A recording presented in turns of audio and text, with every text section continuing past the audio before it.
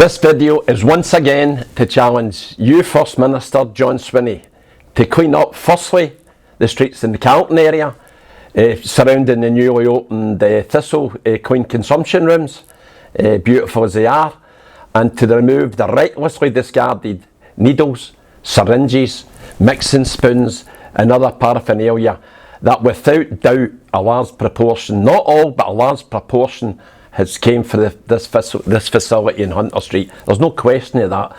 I went into the Thistle rooms again last Saturday. Really decent staff, many with lived experiences, and I think that's very important and essential to such a facility to have any chance of success. For me personally, I think the £7 million spend could have been, so much better spent.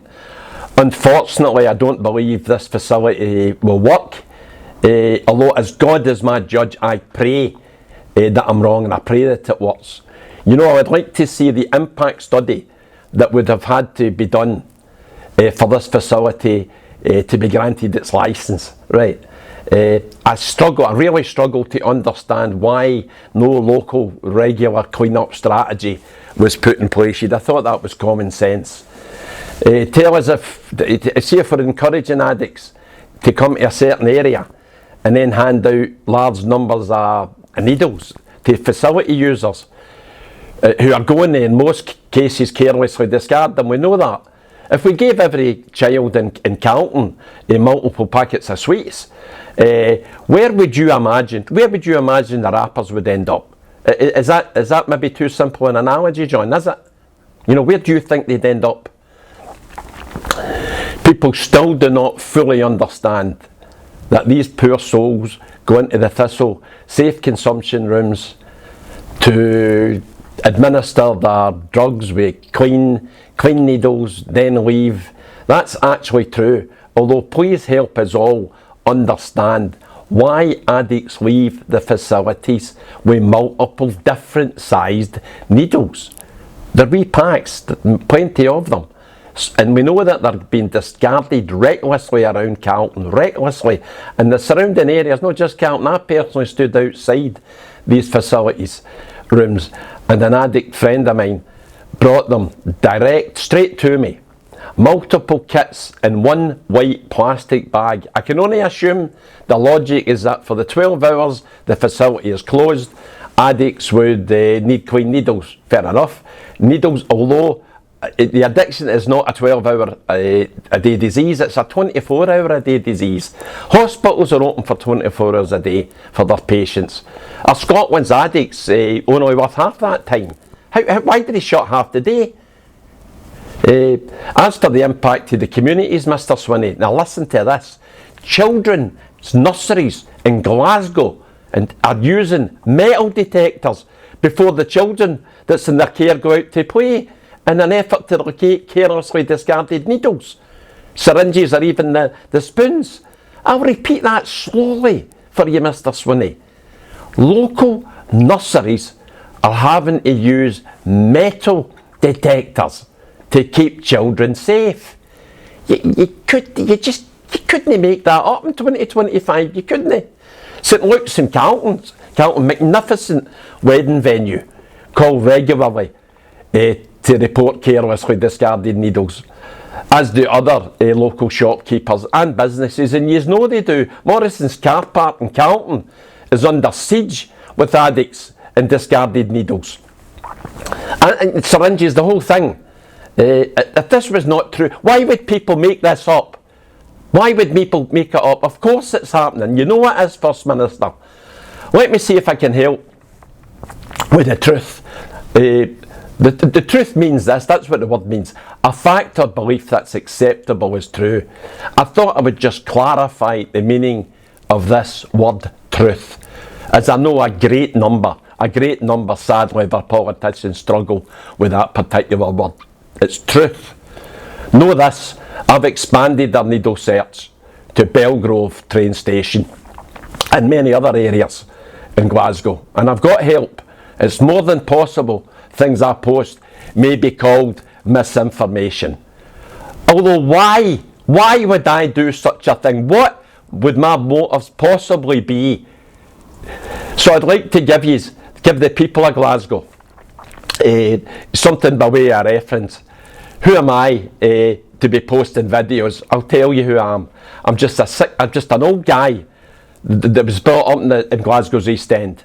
I'm a father, I'm a grandfather, I'm a great-grandfather that truly cares for the people of Glasgow and for the people of Scotland. I've personally been in recovery clean and sober for 42 years. For the last 7 years, myself, recovering fellow alcohol addict Colin, an ex-professional football player, a magnificent man. We've went round the scores of schools in North Lanarkshire, South Lanarkshire, Glasgow and beyond, delivering education, intervention and prevention, alcohol and drug awareness programmes. We have been mentioned kindly in our own Scottish Parliament more than once. Articles of our work has been posted in the New York Times. From these talks, we have put the only survey of its kind with 15,000 pupils of all age groups, telling us that we're helping them understand it better and we're making a difference. We have countless letters acknowledging our work from head teachers, and we choose to do these talks for free as part of our own continued recovery. And we have asked for nothing. We've asked for nothing in return until now. Today, I'm asking for help. I'm asking for the people of Carlton. I'm asking for the people of Glasgow. In fact, the people of Scotland to join me in a call to action. That's right, a call to action. If you are a mother, a father, a grandfather, a grandmother, aunt, uncle, you can help. How many times have some of you spoke about living amidst this deprivation and ended up just silently accepting the unacceptable?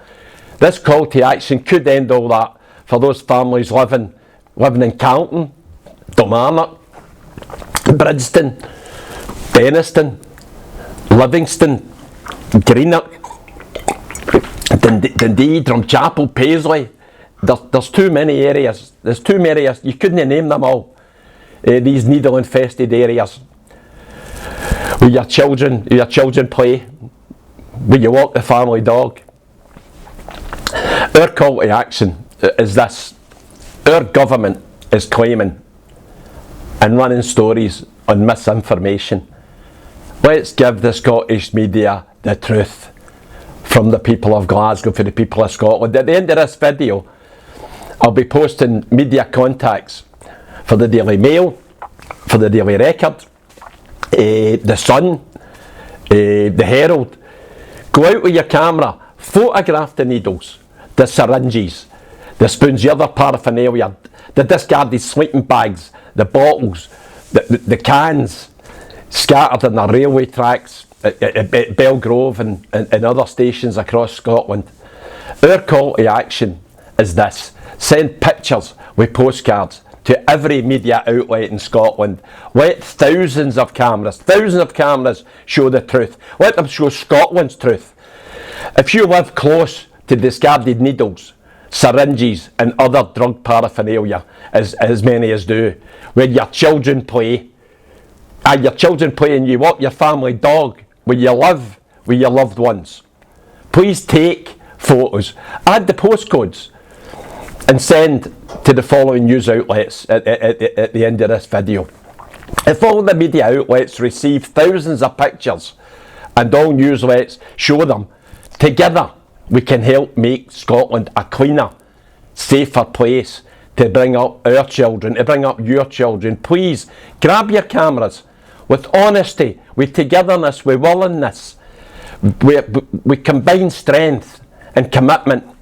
We can force this Scottish Government, force them to clean our roads, to clean our streets, our railways, our play parks, our car parks, our back courts, our alleyways. Take photos, add postcodes, then send them.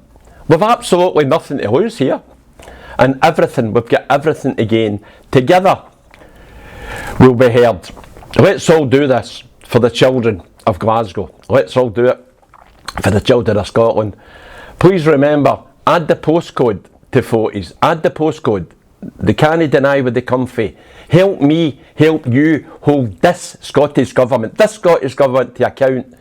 Put it this way, if Scottish governments can spend £7 million on a safe consumption room for addicts, complete with tea, coffee lounge and a wee garden, and set aside £1 billion to build a prison, it sells no doubt having ensuite bathrooms. They must be able to send bin lorries to clean the streets of Glasgow. It's the taxpayers that's funding all these projects. You, the taxpayer.